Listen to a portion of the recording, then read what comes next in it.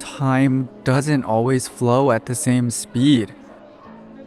Sometimes it stops entirely. I looked up at her and the 8 million people in the city vanished. There was only the smell of damp wool and the way her eyes didn't match her voice. She had said it so simply. I never said my name was Sana. My mind raced. I had listened to those tapes 100 times. I was sure, I was certain. But looking at her now, I realized I didn't know anything at all. I was a man who had fallen in love with a frequency, not a person. Sana is my sister, or she was. She passed away 3 months ago. This recorder, it wasn't a message to a future lover. It was her way of coping with a world that was moving too fast for her. She used to leave these recorders in cafes all over the city, hoping someone, anyone, would listen to her thoughts and keep them safe. Like a message in a bottle, but for the lonely streets of Mumbai. I've been tracing them, collecting them. This was the last one.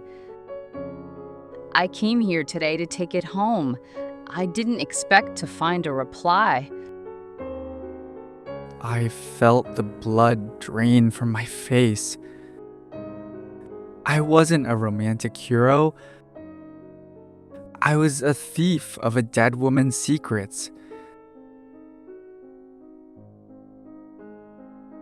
I looked at the woman across from me, Santa's sister, and I saw the grief in the corners of her mouth. I had intruded on a private mourning. I reached for my coffee, but my hand was shaking too much. I whispered, "I'm sorry, I didn't know. I thought it was a game. A beautiful, cinematic game." She didn't look angry, though. She looked relieved, like she was glad someone else had carried the weight of her sister's voice, even for a night. My name is Meera, and since you've already heard Santa's secrets, maybe you should hear the ones she didn't record. The ones she whispered to me before she left. There's a reason she chose this cafe, Kabir. And there's a reason you were the one to find it. She didn't believe in accidents. She believed in invisible strings. Listen to this tonight, alone. And if you still think you're the man she was looking for, come back here tomorrow at 4 a.m. Not p.m., a.m.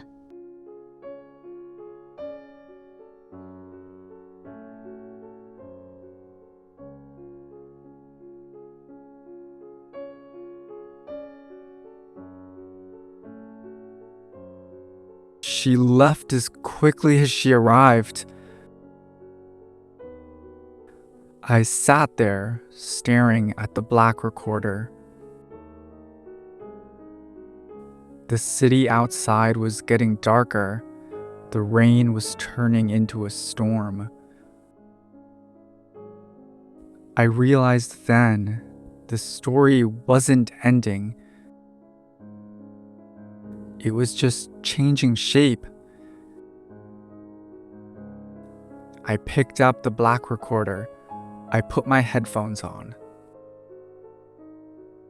I hit play, and the first thing I heard was my own name from a tape recorded 3 years ago. 3:42 a.m. They call this the dead hour. It's that strange pocket of time where yesterday has ended, but tomorrow hasn't quite dared to start yet. I haven't slept. I've spent the last 6 hours listening to that black recorder, the one Meera gave me, the one with my name on it. I've heard it 10 times, and every time my skin crawls with a mix of fear and hope. How did a girl I never met know my name 3 years ago?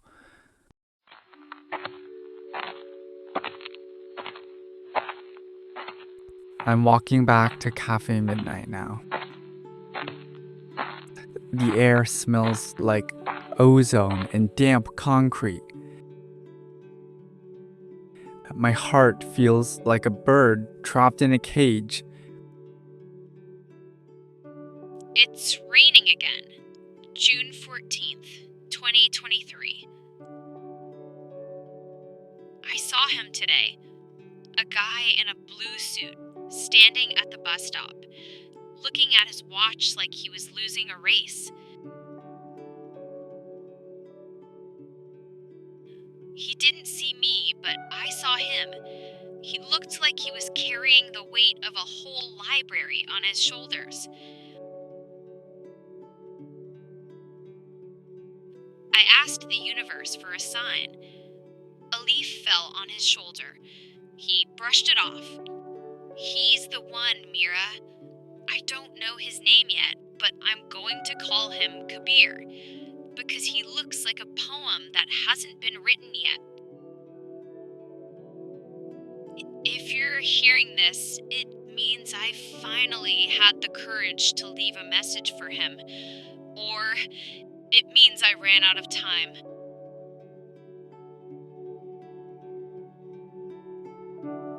The cafe was a skeleton of its daytime self. The chairs were turned upside down on the tables. The smell of stale coffee was heavy in the air. I sat at the same table, table 4. I looked at the spot where the silver recorder had been hidden. I realized then that Sana hadn't been looking for a lover. She had been looking for a witness. She wanted someone to notice the blue suit and the library on his shoulders. She wanted to be seen by a stranger, because sometimes strangers see us clearer than the people who love us. I checked my watch. 4 a.m. Exactly.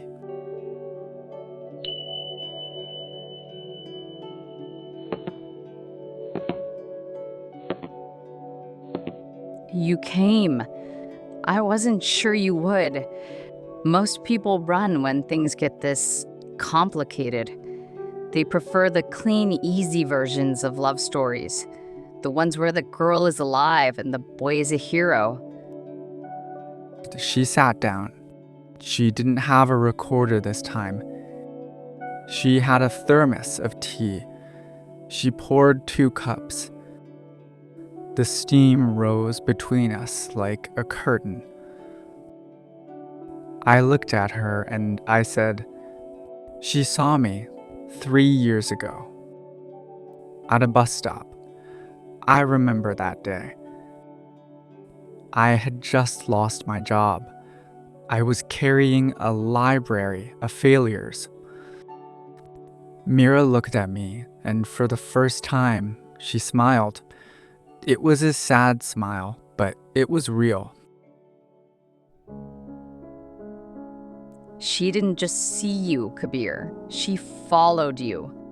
Not because she was obsessed, because she was scared. She thought you were the only person who could stop what was coming. And now, it's happening to me too. Meera said Sana didn't just see me. She was scared for me. And then came that sound. A heavy thud at the door. We aren't alone in this cafe anymore.